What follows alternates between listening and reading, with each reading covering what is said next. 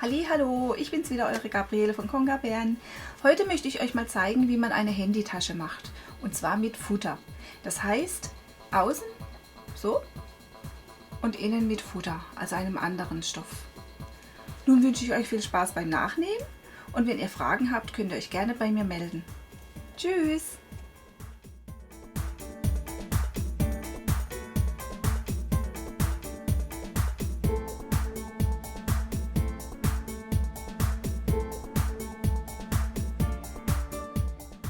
Zuerst nehmen wir ein Blatt Papier oder ein Blatt von einer Küchenrolle, das wir der Länge nach in der Mitte teilen. Ich entscheide mich jetzt für das Blatt von der Küchenrolle, da es elastischer ist. Dieses hier ist schon in der Mitte vorperforiert, so dass ich es nur noch auseinanderreißen muss. Wenn euers ganz ist, müsst ihr es natürlich schneiden.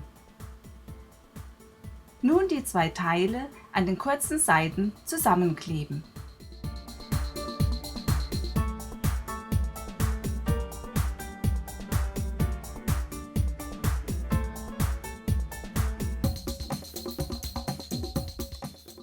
Jetzt messen wir den Umfang von unserem Handy aus. Also mein iPhone hat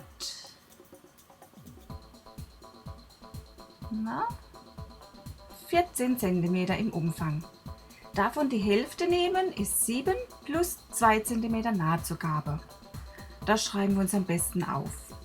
Also 14 im Umfang, die Hälfte davon ist 7 plus die 2 cm Nahtzugabe ergibt zusammen 9. Also muss die Breite von unserem Stoff 9 cm sein.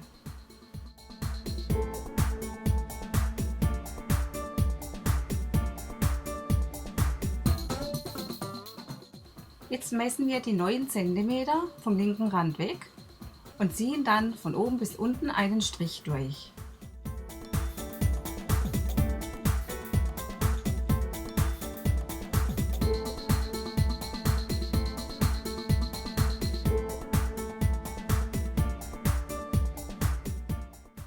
Und schneiden den stehen gebliebenen Streifen ab.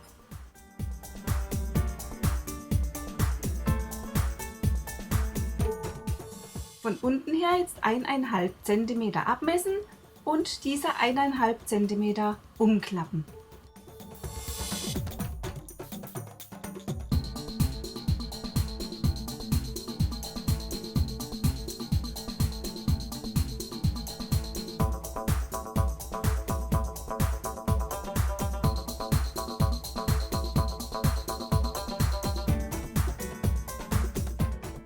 Nun probieren wir aus, wie weit die Tasche das Handy eindecken soll.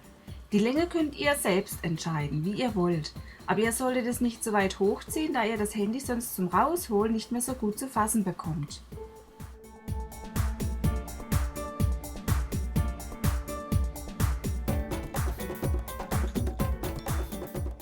Haben wir die richtige Höhe gefunden, markieren wir diese am Rand, messen die Länge von der Markierung bis ganz unten und messen die gleiche Länge auf der anderen Seite.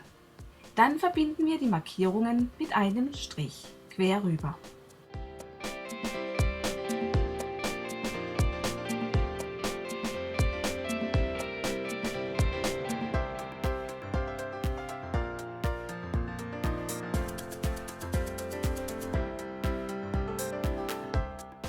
Nun messen wir unsere Lasche aus.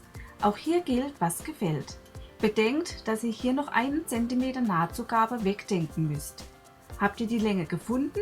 Umklappen oder anzeichnen und abschneiden.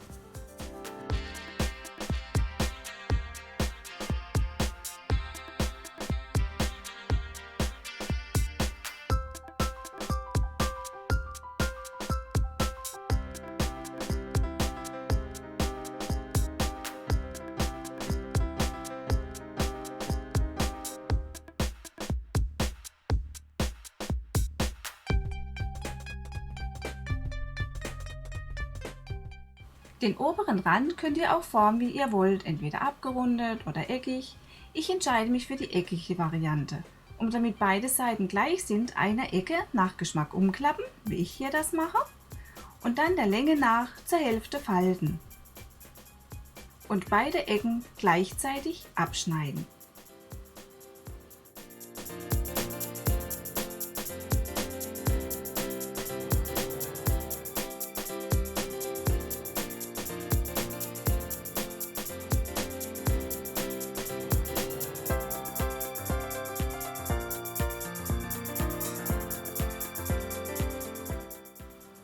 Jetzt wird es ein wenig schwierig. Wir haben nun ein Schnittmuster, das von oben bis unten gleich breit ist. Wollen wir eine ganz einfache, flache Tasche, so wie diese, ohne eingenähte Ecken, können wir alles so lassen. Wollen wir aber, wie hier, dass die Tasche breiter, stärker wird, da das Handy ja eine gewisse Stärke hat, müssen wir die Laschen schmäler machen. Warum?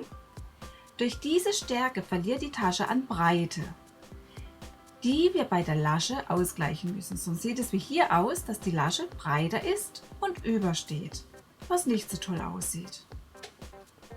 Hier bei dieser Tasche haben wir die Lasche schmäler geschnitten. Also hier am Rand ringsum etwas Material weggenommen. Hier bei der Markierung, bei der wir das untere Taschenteil annähen, messen wir 0,3 bis 0,5 cm nach innen. Oben vor der Schräge auch und das gleiche auf der gegenüberliegenden Seite. Dann verbinden wir die Markierungen mit einem Strich. Und bedenkt, je dicker euer Handy ist, umso mehr müsst ihr bei der Lasche wegnehmen.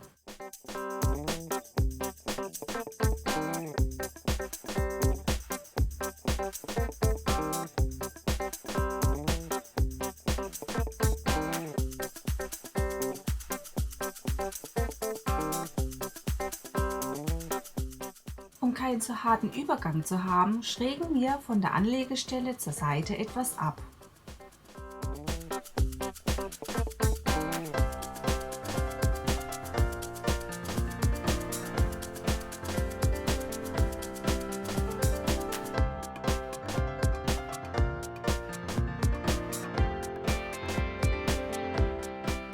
Nun den überstehenden Streifen mit der Schräge von der Lasche abschneiden. Und unser Schnittmuster ist fertig.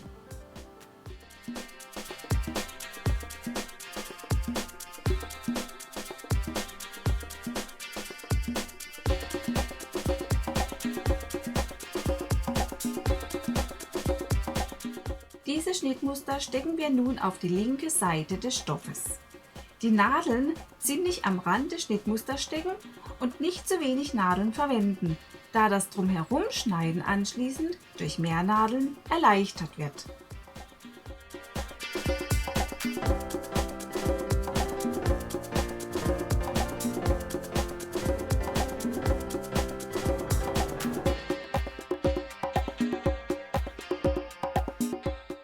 Jetzt ringsum direkt am Schnittmuster entlang ausschneiden.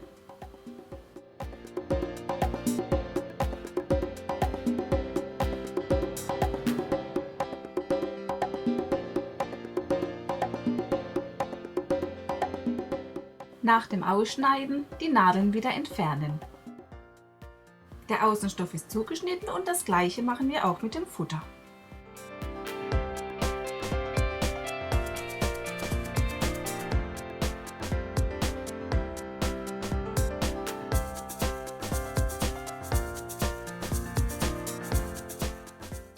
Den Außenstoff mit der linken Seite nach oben hinlegen. Und wie beim Schnittmuster die untere Kante 1,5 cm umklappen und entweder bügeln oder mit einem Falzbein plätten.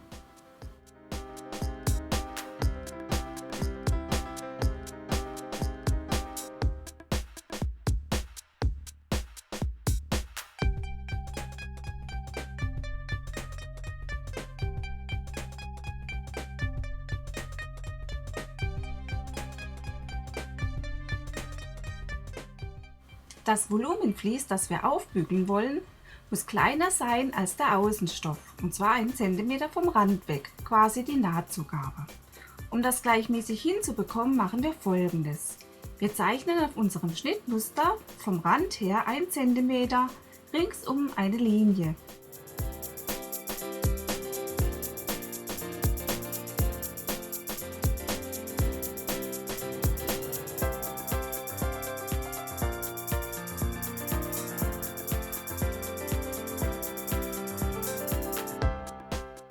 Und auch den 1,5 cm Knick von unten zeichnen wir ein.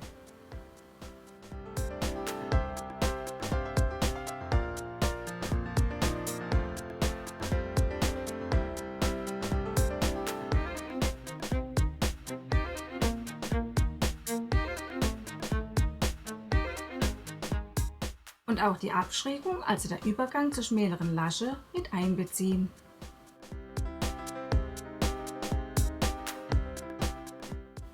Hier nehme ich Volumenvlies H630. Da dieses Vlies leicht durchscheinend ist, können wir unsere Zeichnung, die innere Linie auf dem Schnittmuster, durchsehen und auf das Volumenvlies übertragen.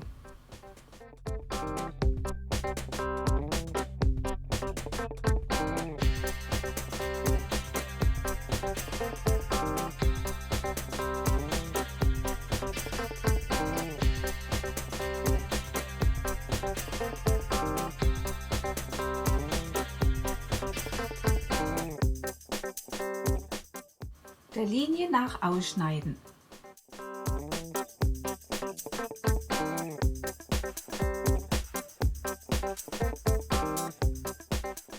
Das ausgeschnittene Volumenvlies mit der rauen Seite, also mit den vielen kleinen Klebepünktchen, auf die linke Außenstoffseite legen und vermitteln, sodass ringsherum der gleiche Abstand zur Kante ist. Und entgegen der Anleitung bügle ich mit einer Temperatur zwischen 2 und 3 ohne Dampf. Das Bügeleisen aufsetzen und 15 Sekunden mit leichtem Druck auf der einen Stelle drücken. Dann überlappend versetzen und wieder 15 Sekunden aufdrücken, so lange bis alles bebügelt ist.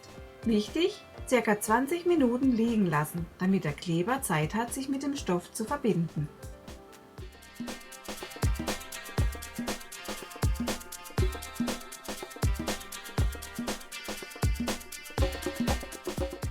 Die untere Kante auch nochmal umbügeln.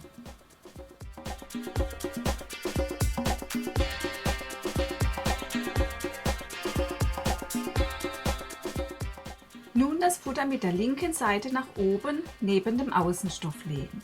Wichtig, die Anlegestellen müssen übereinstimmen. Nun unten umklappen, aber keine 1,5 cm, sondern ca. 1,8 cm, so dass es etwas kürzer ist als das Außenteil. Umklappen und umbügeln.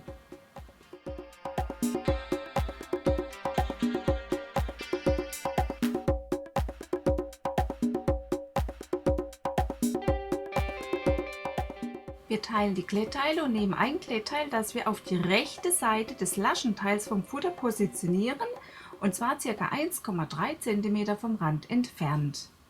Und damit das kleine Klettteil beim Nähen nicht wegrutscht, kann man es auf der linken Seite mit etwas Uhu-Kleber bestreichen und auf den Stoff kleben. Bei solchen kleinen Teilen lege ich mir zum Nähen immer Stickpapier oder normales Papier unten dran, denn dadurch lässt es sich besser nähen. Das Papier wird nach dem Nähen einfach abgerissen.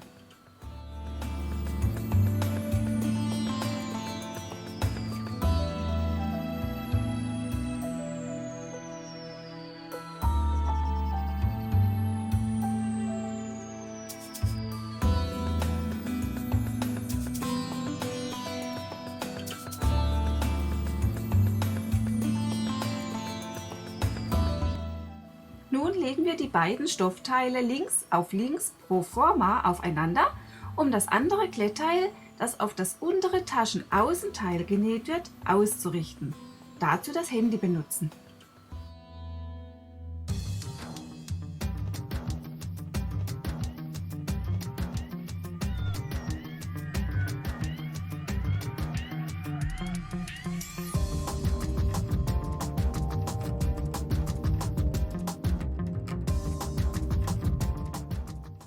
Auf dem Stoff die untere Kante des Klettteils mit einem Trickmarker markieren.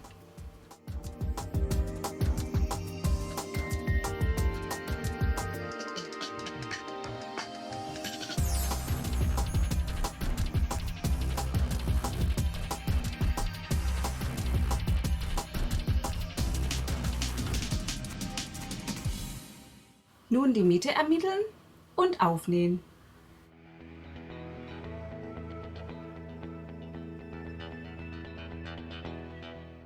Jetzt das Außenteil rechts auf rechts legen, und zwar mit der umgeknickten unteren Kante an die Markierung vor der Schräge anlegen und mit Stecknadeln feststecken. Und das Allergleiche machen wir dann mit dem Futter.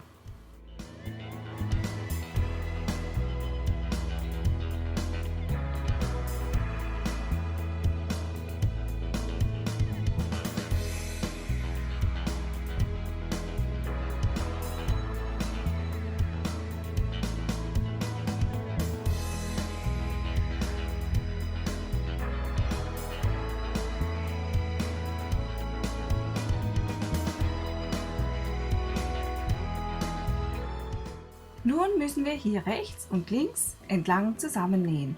Beim Futter mehr Nahtzugabe stehen lassen als beim Außenstoff. Also hier weniger stehen lassen, da das Futter später in die Außentasche reingesteckt wird und deshalb etwas kleiner sein sollte. Also hier beim Außenstoff ca. 0,5 bis 0,7 vom Rand weg nähen. Darauf achten, dass ihr genau an der Umschlagkante anfangt zu nähen. Verriegeln, indem ihr vor, zurück und vor näht. Am Ende wieder verriegeln, also zurück und wieder vor.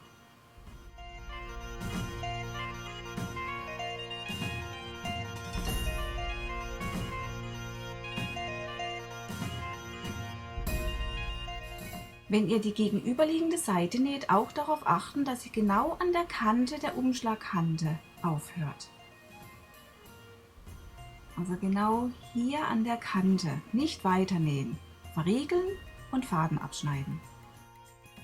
Und wie gesagt, hier beim Futter solltet ihr 1 cm vom Rand weg, nicht so wie beim Außenstoff, sondern genau 1 cm. Man kann sagen füßchenbreit.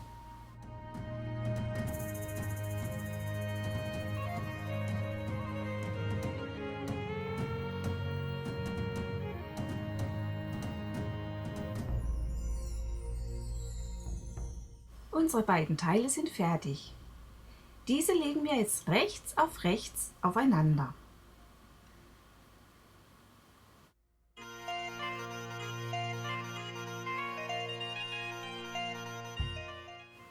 Darauf achten, dass von beiden Teilen die Umschläge korrekt aufeinander liegen.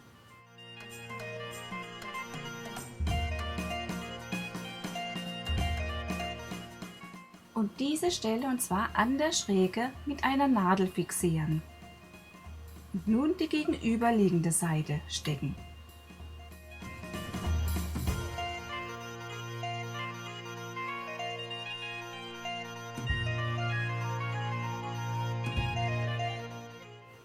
Und jetzt die Lasche stecken, also nur die Lasche.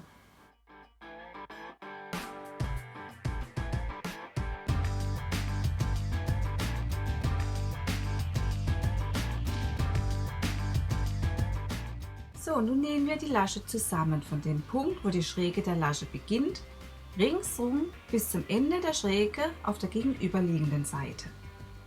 Hier mit dem Nähen beginnen, natürlich immer am Anfang und Ende verriegeln.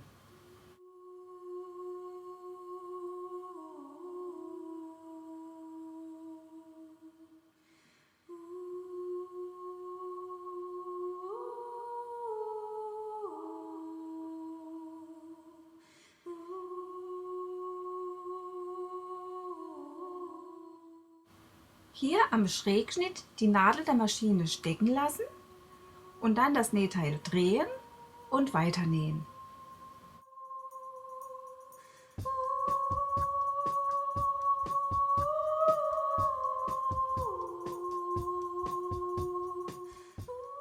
Ihr seht, bis hierher genäht. Am Boden die Nahtzugabe hier bis zur Naht einschneiden. Dann hat man es einfacher bei den Folgearbeiten. Und dies beim Außen- wie beim Innenteil machen.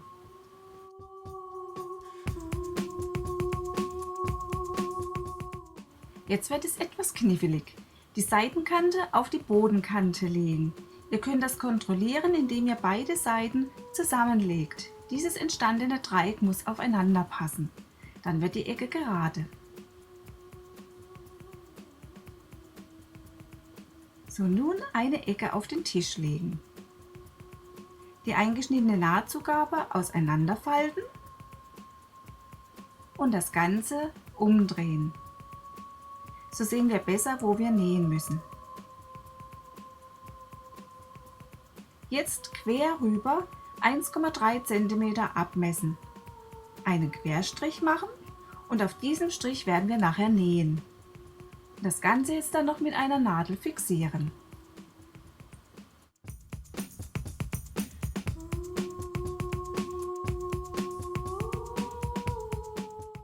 Hier auf diesem Strich, der ca. 1,3 cm lang ist, entlang nähen.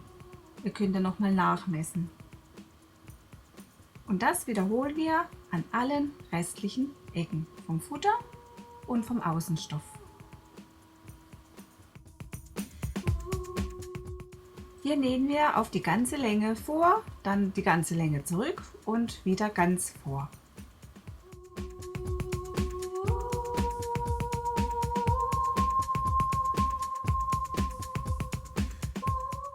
Die überstehende Nahtzugabe und die Ecke abschneiden.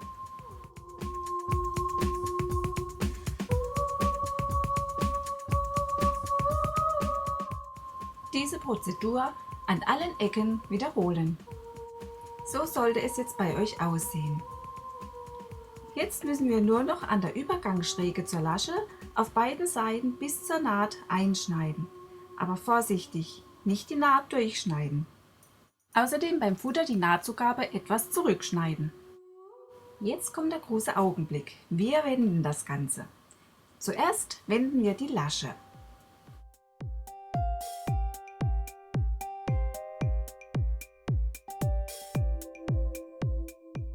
Um die Nähte und Ecken gut rauszuholen, nehme ich gerne ein Falzbein.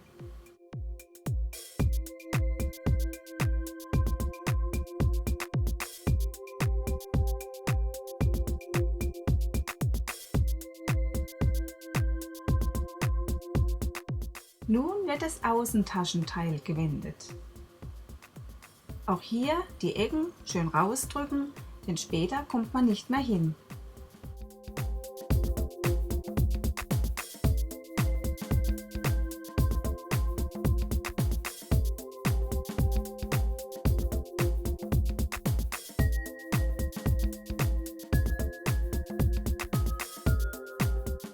Das Futterteil wird nicht gewendet, sondern es wird in das Außentaschenteil reingesteckt.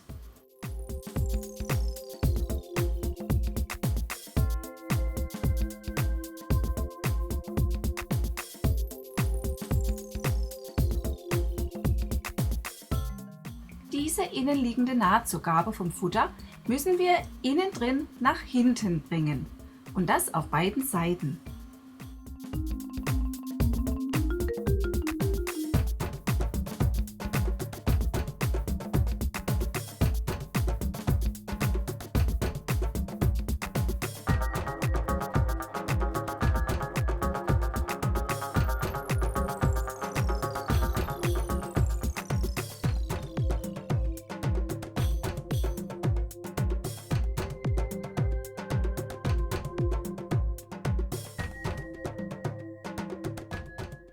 Nun kommt der letzte Nähakt.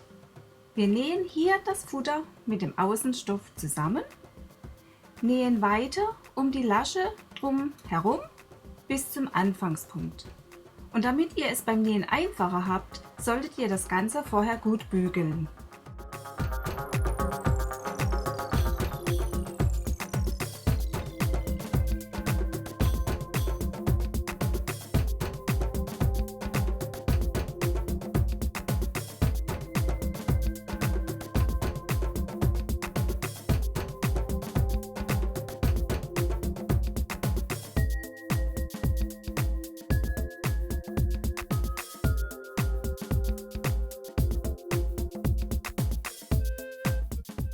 Bei so schwierigen Ecken und wenn man den Stoff oft drehen muss, immer die Nähnadel im Stoff stecken lassen. So kann man nicht verrutschen.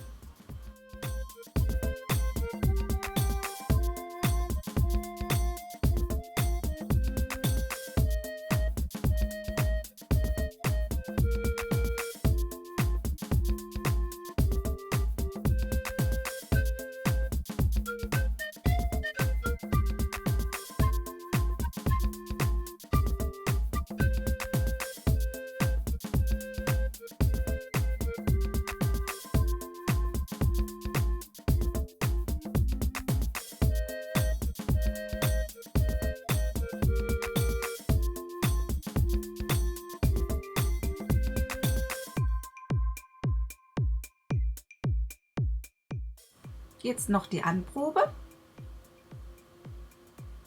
Passt. Nun wünsche ich euch viel Spaß beim Nachnähen. Tschüss!